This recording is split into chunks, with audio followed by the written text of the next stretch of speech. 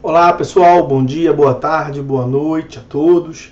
Hoje nós vamos tratar de mais um julgado das Cortes Supremas, no caso em concreto do STJ, a respeito da interpretação das normas de direito processual civil. Eu me refiro, nós veremos, o recurso especial 1.833.120 de São Paulo, portanto, RESP 1833120 de São Paulo, terceira turma, relatoria do ministro Ricardo Vilas Boas Cueva. A ementa vai aparecer transcrita para os senhores na descrição desse vídeo, mas dá para ler aqui a cabeça da ementa.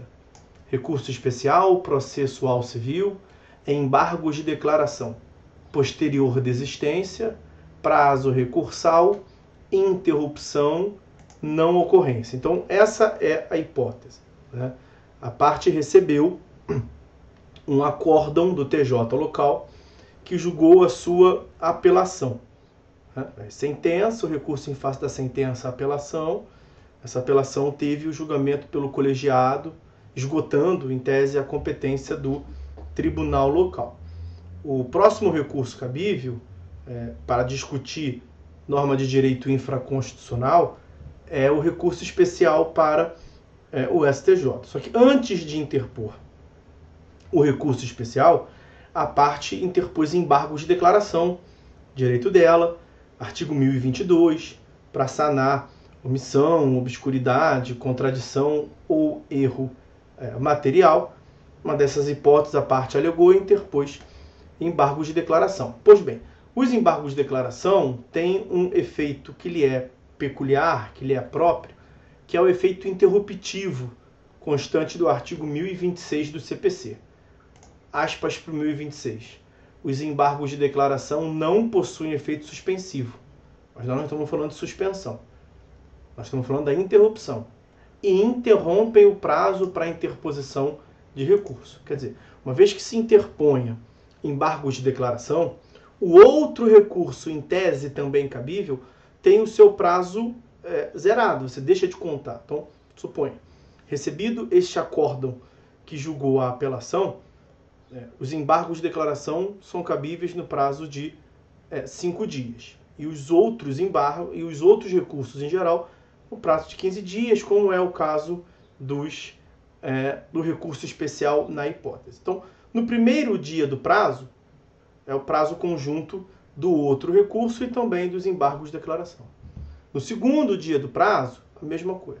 No terceiro dia do prazo, de igual maneira. Então, suponha que a parte embargou de declaração no terceiro dia do prazo que ela dispunha. O prazo do outro recurso, ele é interrompido. Quer dizer, quando for o caso de contar o prazo do outro recurso, não vai, no nosso exemplo, contar do quarto dia em diante. Ele é zerado. É a diferença de suspensão dos prazos e interrupção do prazo. Então, não há dúvida. Aliás, é texto expresso de lei, a interposição de embargos de declaração provoca a interrupção da contagem do prazo do outro recurso. Muito que bem. Qual é o detalhe desse caso aqui? A parte que embargou de declaração, o embargante, ele desistiu dos embargos de declaração. E aí entra uma outra norma, que é a do artigo 998 do CPC. Ele poderia ter desistido? Não há dúvida, poderia sim. Olha o 998. O recorrente poderá, a qualquer tempo e sem anuência da outra parte, do recorrido ou de eventual litisconsorte, desistir do recurso. Então, o recorrente pode desistir do recurso, não há dúvida disso. Qual é o grande detalhe aqui? Quando ele pediu a desistência do recurso, dias, semanas, meses após a interposição dos embargos, ele pretendeu, da decisão do tribunal que homologou a desistência, porque o 200, parágrafo único do CPC, prevê que a desistência depende de homologação. Então, da decisão judicial que homologou a desistência, ele, parte embargante, passou a contar os 15 dias do outro recurso, que seria recurso especial. É justamente aqui que entra a conclusão desse julgado. Se os embargos de declaração são extintos em virtude de desistência posteriormente manifestada, não é possível se requerer a interrupção do prazo recursal para a mesma parte que desistiu dos embargos de declaração.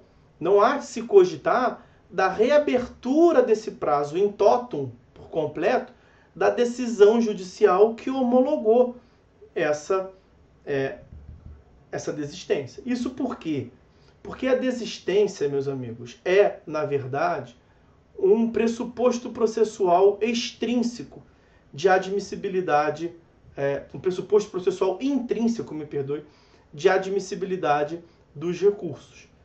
Além de utilizar o recurso cabível, além de observar o prazo, além de ter interesse, além de diversos pressupostos de admissibilidade, um dos pressupostos de admissibilidade de qualquer recurso é justamente a inexistência de fato extintivo ou impeditivo de análise do recurso. Uma vez que a parte desista do recurso, como é um direito potestativo dela, esse recurso nem mesmo será conhecido, porque não se verá por preenchido um dos seus requisitos de admissibilidade. Então, significa dizer, portanto, que os embargos de declaração interpostos não foram nem mesmo conhecidos, não foram nem mesmo admitidos. Então, se não foram conhecidos ou admitidos, não se produzem seus efeitos. Então, não há de se cogitar desse efeito interruptivo. Ou seja, suponha que a parte recebeu, foi intimada do acórdão da apelação em, chutar aqui, setembro de 2022. Ela interpôs embargos de declaração dentro do prazo, tudo bonitinho, e aí setembro, outubro, novembro, ainda não se deu o julgamento dos embargos de declaração, pois ela pede a desistência dos embargos de declaração. O tribunal homologa, em novembro de 22, o tribunal homologa a desistência do recurso. E ela pretendeu contar, portanto, os 15 dias úteis de novembro em diante, do dia da intimação da decisão em diante. O que o STJ disse? Negativo. Se você desistiu dos embargos que foram interpostos lá em setembro, ele não produziu efeito interruptivo. Então, o prazo do outro recurso, na hipótese, o prazo do recurso especial, deveria ter sido contado da intimação do acórdão lá atrás, em setembro. Então, quando se a parte seguiu esta lógica, e realmente ela fez, de embargar, depois desistir, e da decisão de desistência, ela contou os 15 dias, a qual conclusão chegou naturalmente o STJ? O recurso especial foi considerado intempestivo. Por quê? E essa é a conclusão. Porque quando se dá a desistência dos embargos de declaração, como isso é um requisito de admissibilidade do recurso, os embargos nem mesmo foram conhecidos ou admitidos, de modo que não pode produzir qualquer efeito. Não produz, portanto, efeito interruptivo. Se o prazo não foi interrompido, o prazo do outro recurso, no caso, recurso especial, se não foi interrompido, é porque conta da intimação da decisão que havia sido anteriormente embargada de declaração. Ok? Nesse mesmo sentido, anotem aí um outro julgado. Esse que estamos vendo aqui está na descrição do vídeo, eu citei no início, mas repito. Esse aqui é o RESP 1833-120. O próximo que eu citarei para os senhores, no mesmo sentido, é o AGRG, ou seja, o agravo regimental, no agravo 1421018, Rio Grande do Norte. AGRG no AG.